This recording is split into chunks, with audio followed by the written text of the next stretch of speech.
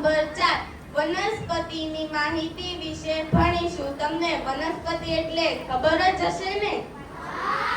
આપણે બહાર જઈએ ત્યારે આપણે અનેક વનસ્પતિનું અવલોકન કરીએ છીએ. તમે પણ અવલોકન કર્યું જ હશે ને? આપણે બહાર જઈએ ત્યારે કેટલીક વનસ્પતિ નાની, જ્યારે કેટલીક વનસ્પતિ મોટી હોય છે. જ્યારે કેટલીક વનસ્પતિને માત્ર જમીનમાં લીલા ધબ્બા જેવી જ હોય છે. તમે ક્યારેય અવલોકન કર્યું છે?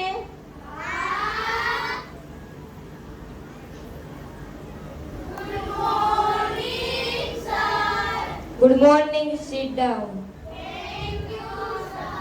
તમારો અભ્યાસ કેવો ચાલે છે? બધા વિદ્યાર્થી દરરોજ હોમવર્ક કરી લાવે છે? હા સર. તમને બધાને ખબર છે આવતીકાલે આપણે વૃદ્ધાશ્રમની મુલાકાત માટે જવાનું છે. Yes sir. વૃદ્ધાશ્રમ એટલે શું? વૃદ્ધાશ્રમ શું એટલે હું તમને સમજાવું. વૃદ્ધાશ્રમ એટલે વૃદ્ધ માતા પિતાનું ઘરડું. મિત્રો, તમે સાંભળ્યું જ હશે કે હાલમાં માતા પિતાના સંતાનો તેમના માતા પિતાને વૃદ્ધાશ્રમમાં છોડી આવે છે.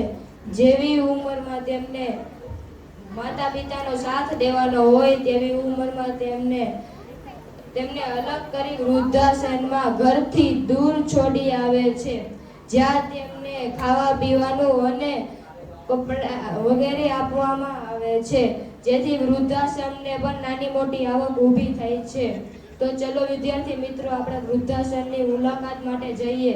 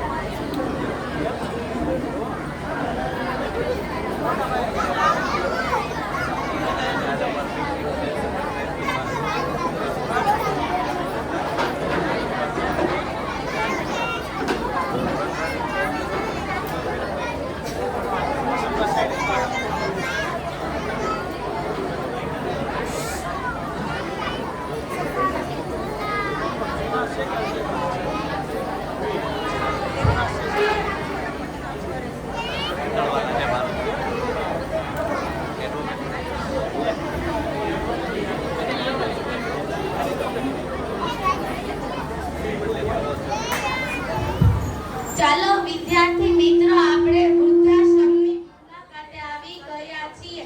બધા વિદ્યાર્થીઓ લાઈનમાં શિસ્તબદ્ધ હાથ પાછળ રાખીને અવાજ કર્યા વગર વૃદ્ધાશ્રમની મુલાકાત લેવી.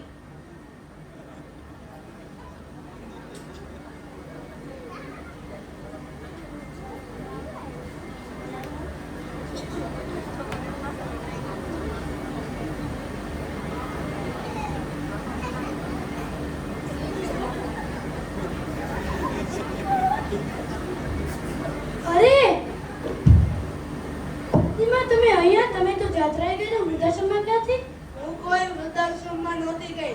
તારા માતા પિતા મને જાત્રા કરવાની જગ્યાએ વૃદ્ધાશ્રમમાં છોડી આવ્યા. ત્યારથી હું અહીંયા જ મારી જિંદગી વિતાવું છું.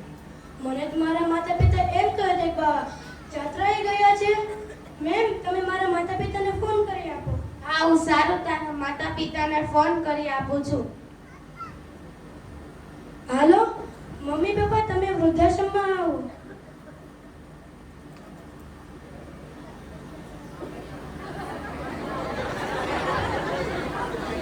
અરે, તમે તો મને એમ કહ્યું હતું કે બા જાત્રાએ ગયા છે. બા તો વૃદ્ધાશ્રમમાં છે. બા, મને માફ કરી દેજો બા. હાલો હવે આપણે રાજી ખુશીથી ઘરે જઈએ.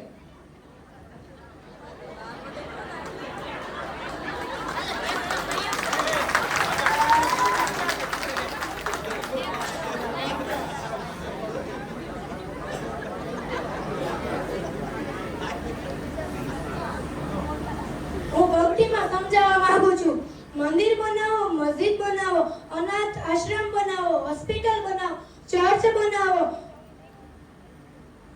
ગુરુદ્વાર બનાવો, સ્કૂલ બનાવો, પરંતુ ક્યારે વૃદ્ધાશ્રમ ન બનાવો. જીવનમાં માતા પિતા એક જ વાર મળે છે, તેમની સેવા કરવી તે સૌથી મોટું પુણ્ય છે.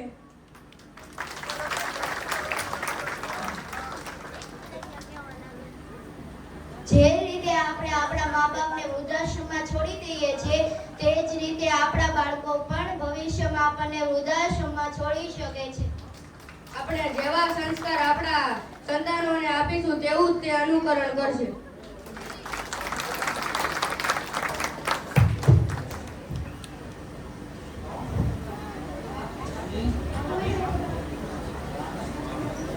ભૂલો ભલે બીજું બધું